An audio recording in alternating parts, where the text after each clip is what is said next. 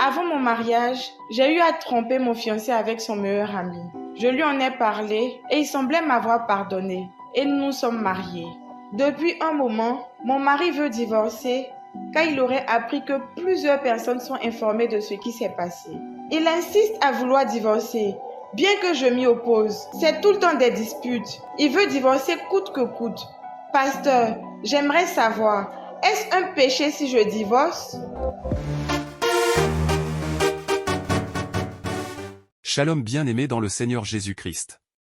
Aujourd'hui l'homme de Dieu, Mohamed Sanogo pasteur principal, fondateur et surveillant général du ministère des messages de vie et de l'église des vases d'honneur, basé à Abidjan, répond à la question de savoir, est-ce que divorcer est un péché?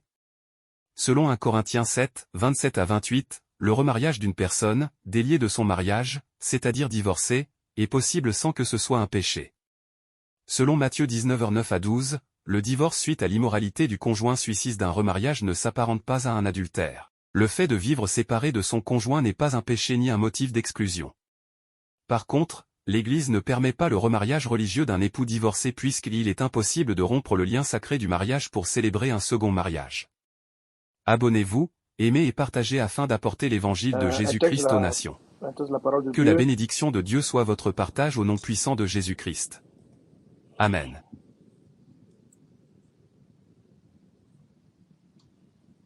1 Corinthiens chapitre 7, je vais lire juste à partir du verset 15, il a dit, 1 Corinthiens 7, 5, voilà, on va lire même au verset 13, 1 Corinthiens 7, à partir du verset 13. Ben ou Fatou, celui qui trouve le passage peut lire du verset 13 au verset 16. J'ai trouvé, je fais la lecture dans la nouvelle Septuagint. Et si une femme a un mari non-croyant, qu'il consente à habiter avec elle, qu'elle ne répudie pas son mari. Car le mari non-croyant est sanctifié par la femme, et la femme non-croyante est sanctifiée par le frère. Autrement, vos enfants seraient impurs, tandis qu'en fait, ils sont saints. Verset 15. Si le non-croyant se sépare, qu'il se sépare.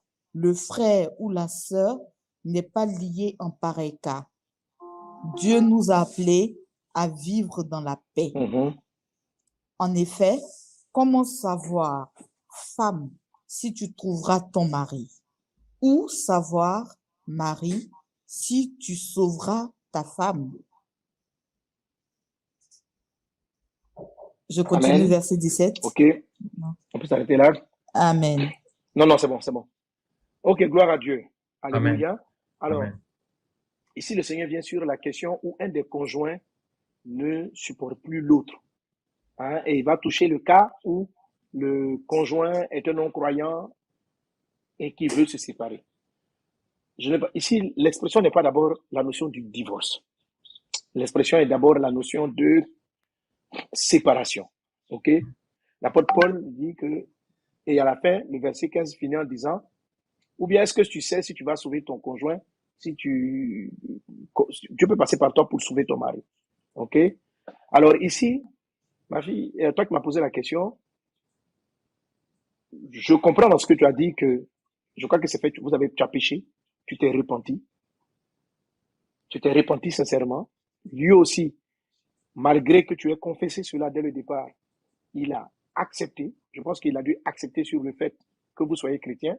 Donc aujourd'hui, il semble t'avoir pardonné. Mais en fait, jusqu'à ce que la plaie, se réveille par le fait qu'il ait appris que cela est issu de tous. Donc c'est la honte aujourd'hui qui l'amène à dire qu'il ne peut pas supporter le regard des autres et le regard de son ami. En tout cas, je ne sais plus quelle est sa relation avec son ami. Donc ton conjoint a un problème de pardon aujourd'hui. Ton conjoint a un problème de pardon.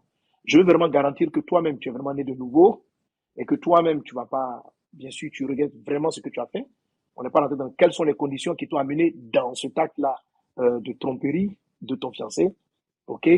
On peut pas regarder tout ça. On va considérer que vous êtes chrétien, que la repentance dans laquelle vous êtes rentré est sincère. Maintenant, le monsieur, il a une blessure intérieure. OK. Alors, Dieu a permis, Hein, toute chose concourt bien de ceux qui aiment Dieu. Pour moi, Dieu donc a permis que les personnes sachent. Je ne sais pas qui a dévoilé. Est-ce que c'est l'ami? Peut-être même c'est l'ami même qui est parti commencer à raconter que bon, la femme de mon type là, hein, je l'ai connue avant, avant qu'il ne se Ouais. marie. Bref, en tout cas, l'affaire a suivi. Mais Dieu permet cela pour réveiller dans le cœur de ton conjoint qu'en fait, il n'a jamais réellement pardonné.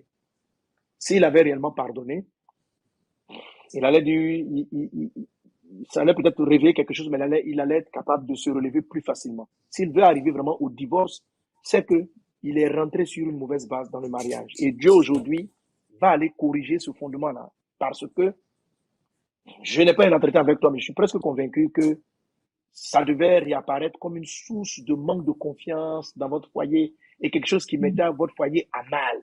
Quelque chose qui mettait votre foyer à mal. Aujourd'hui, Dieu veut résoudre le problème et Dieu va résoudre le problème en permettant à ce que l'affaire soit mise au dehors parce que les personnes l'ont connu. OK? La Bible dit que lorsque les fondements sont renversés, que ferait le juste? Ça veut dire qu'il y a un fondement dans votre couple qui n'est pas bon. Donc, Dieu veut aller traiter avec cette fondation-là et remettre les choses à leur place. Marcher avec ton mari dans le véritable amour, avec le pardon, en regardant le futur et non pas en étant hanté par cette histoire de votre passé respectif. Alors, Dieu veut guérir cela. Donc, ne vois pas ce dévoilement-là comme étant un problème. Il faut que tu l'abordes réellement comme étant Dieu qui va solutionner le problème. Amen. Dieu qui va solutionner le problème. C'est-à-dire que tu as un mari, ma fille, qui ne pardonne pas facilement. Est-ce qu'il ne pardonne pas parce qu'il n'est pas converti? C'est pourquoi j'ai l'histoire de non-croyant. Est-ce qu'il ne pardonne pas parce qu'il n'a pas réellement rencontré Jésus et il n'a pas connu le Seigneur? Donc, prends le temps, selon 1 Pierre chapitre 3, verset 1, d'avoir l'attitude, la douceur, l'amitié, le caractère et la prière pour que ton conjoint vienne réellement à Jésus et comprenne que lui-même, il n'est pas saint.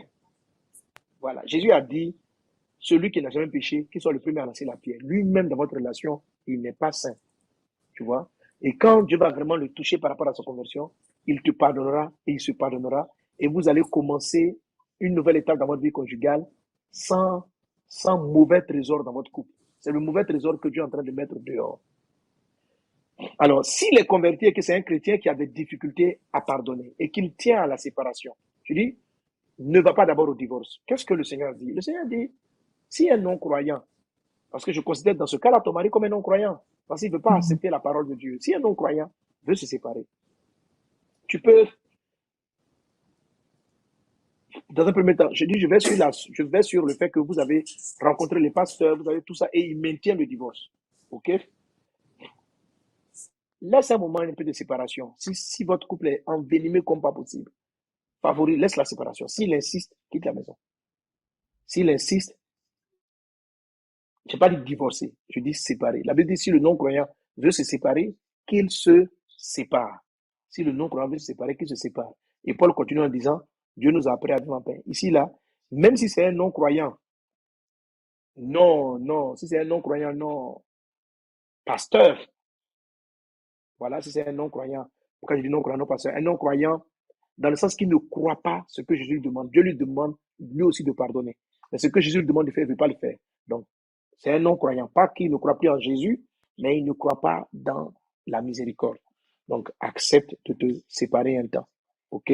S'il insiste, si toutes les méthodes telles que Fatou t'a proposé, par exemple, donc d'aller parler à vos responsables spirituels pour qu'ils l'appellent et qu'ils essayent de régler ça, pour qu'il arrive au vrai pardon. Si en dépit de cela, la jalousie est telle qu'il n'arrive pas à pardonner et que c'est trop compliqué, break un temps. Voilà. Si toutes ces solutions que les gens t'ont proposées ne fonctionnent pas, retire-toi un moment. OK? Mais avant d'y arriver, il y a bien sûr, chérie, j'ai fait une erreur de mon passé, tu m'as pardonné. Ça, c'est le début. Hein.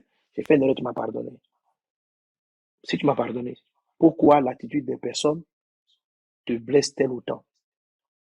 Tu vois? Es-tu plus intéressé à l'amour entre nous deux ou au qu'en dira-t-on? Ça, c'est la première étape, ma fille, la première étape. Mais qu'en dira-t-on ou bien notre foyer? S'il a compris, il va revenir sur le voie du Seigneur. S'il ne comprend pas, il ne veut pas obéir à cela, et il te mène la vie dure et qu'il continue donc à être jaloux, prie le Seigneur, deuxième étape, pour que Dieu lui révèle les yeux sur lui-même ses propres erreurs et ses propres péchés. Ok? Ça, c'est la méthode que Jésus a utilisée lorsqu'on voulait lancer la pierre à la femme qui avait commis adultère. Celui qui n'a jamais péché, qu'il soit le premier à lancer la pierre. Mais quand Jésus est en train d'écrire, le Saint-Esprit est en train d'opérer dans la vie de ces hommes. Et subitement, eux-mêmes, ils ont vu leur propre faute dans la vie, pas forcément qu'ils avaient commis de l'adultère, et ça leur a fait comprendre la bonté de Dieu en leur endroit. Et ayant saisi la miséricorde, ils ont pu pardonner et ils ne se sont pas sentis dignes de jeter la pierre à cette femme-là. Si Dieu ouvre les yeux de ton mari à sa propre repentance, il va te pardonner et puis vous allez pouvoir recommencer. Si malgré cela, il maintient donc la séparation, on arrive donc à la dernière étape, c'est-à-dire qu'il est brutal, il ne veut plus vivre, accepte, c'est pas grave, un temps de vous séparer. La séparation va permettre à Dieu maintenant de faire la guérison. Deuxième, ce qui va se passer, c'est que c'est ton mari. Quand même tu vas te séparer, c'est ton mari. Utilise le prophétique, appelle-le, appelle les sentiments dans son cœur. Dis, quand tu dors, quand il dort là, prie, quand il est loin, prie. Tu dis, Seigneur, mets l'amour dans le cœur de mon mari. Mets mon amour, rappelle-lui. Donc, après un jour, 2 jours, 1 mois, 2 mois, 3 mois, il va se rendre compte combien de fois il tient à toi. Il va se rendre compte combien de fois tu as de la valeur pour lui. Il va se rendre compte de la femme excellente que tu es. C'est pourquoi je te dis, toi-même, sois une femme vertueuse. Toi-même, sois bien. Et si ton mari se rend compte de ta valeur, il va reconsidérer. Tu vas voir que lui-même va commencer à revenir, dire, non, viens voir les enfants. Comment on va faire pour les enfants? Il va revenir vers toi. Et quand il va revenir vers toi, vous allez repartir sur de bons fondements, en vous posant les bonnes questions. Amen. Voilà, parce qu'on ne peut pas effacer ce qui s'est passé. Tu as commis une grave erreur, tu t'es repenti, Dieu t'a pardonné, il semblait t'avoir pardonné, mais ouvertement, non, il n'avait pas pardonné. Ok? Il n'avait pas pardonné. Ok, gloire à Dieu. Et donc, la séparation, comme la Bible dit au verset 15, le passage que Fatou a lu, sais-tu si tu sauveras ton mari? Tu peux sauver ton mari. Tu peux sauver ton mari. Il ne faut pas aller au divorce. Le divorce n'est pas la solution. Mais la séparation, après avoir passé les différentes étapes dont j'ai parlé tantôt, peut être une étape qui permet de rebâtir votre couple sur les bons fondements. De rebâtir votre foyer sur les bons fondements. Lui-même, il va savoir combien de fois il t'aime, combien de fois tu es importante pour lui, combien de fois vraiment tu as de la valeur pour lui. Il va mettre dans la balance entre les rumeurs de son mari et puis la manière dont il tient à toi. Quelle est la chose la plus importante? Ok. Quelqu'un peut dire, mais non, si il dit qu'il ne veut pas revenir, c'est qu'il ne t'a jamais vraiment aimé, c'est que voilà. Mais je suis convaincu d'une chose. Si un non-croyant n'obéit pas à la parole, 1 Pierre chapitre 3, verset 1, il sera gagné par la conduite de sa femme chaste, réservée. Donc, sans entrer dans les débats, la prière, ton mari va revenir. Applique ce que je t'ai dit, prie pour lui. D'ailleurs, même pendant que vous êtes encore dans le foyer, si vous partagez une vie commune, n'hésite pas à prier pour lui quand il dort.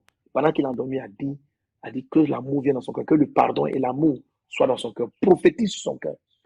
Ne plaisantez pas avec la puissance de la parole. Déclare-la sur ton conjoint, sur ton mari. N'entre pas dans tous les débats de tu as raison, tu as tort, segment. Quand il dort, prie. Et puis tu pries. Tu vas voir que son cœur va revenir. Même avant même la séparation, il va se rendre compte qu'il tient à toi. Amen. Amen. Que Dieu te bénisse abondamment. Donc, j'espère que tu as retenu donc, ces différentes étapes dont j'ai parlé tantôt. L'accompagnement, bien sûr. D'abord, la demande de pardon. Revenir sur le pardon. Si ça passe par l'accompagnement pastoral, l'accompagnement. Si l'accompagnement passe par, j'avais dit quoi? Bon, bien sûr, l'acte de soumission, la proclamation, voilà. Voilà. Si avant même tout ça, même la réelle conversion, s'il est converti, s'il n'est pas converti, le problème va persister parce que Jésus n'est pas sa référence. Donc, tu as la réelle conversion, l'accompagnement pastoral, le suivi. Mais si malgré toutes ces choses-là, le pardon et tout ça, ça persiste, accepte la séparation et continue de proclamer l'amour de ton mari, l'amour que ton mari a pour toi, appelle ça par la prophétie. Et tu vas voir que l'amour qu'il éprouve pour toi va dépasser la colère et la honte qu'il avait face à la situation. Et te basant là-dessus, tu pourras le ramener au Seigneur. Amen. Amen. Que le nom du Seigneur soit béni. Que le nom du Seigneur soit béni. Alléluia. Alors, sans plus tarder, on va aller dans le vif du sujet. On va aller dans notre thème du jour. On est en train de parler de prophétiquement, comment prophétiquement bâtir une amitié en relation. Le prophétique intervient en toutes choses. OK? Voilà. C'est de manière prophétique que Dieu dit l'homme quittera son père et sa mère et s'attachera. Il le proclame et ça engendre les sentiments d'attachement et tout ça. Et c'est ce dont on va parler, comment le ministère prophétique peut t'aider à bâtir un foyer, un couple stable et épanoui. Sois béni. Alors, donc, je prie déjà par rapport à la fin du Talk Talk que tous ceux et celles qui sont confrontés à cette situation, que le Seigneur guérisse votre relation, qu'il guérisse votre relation, que sa main bienveillante guérisse votre relation. Amen. Alors, Shalom bien-aimés dans le Seigneur Jésus-Christ. J'espère que vous avez aimé cette vidéo. Abonnez-vous et partagez pour porter l'évangile de Jésus-Christ aux nations, car il y aura plus de joie dans le ciel pour un seul pécheur qui se repent. Merci de faire partie de notre famille Wonderful Jésus-Christ.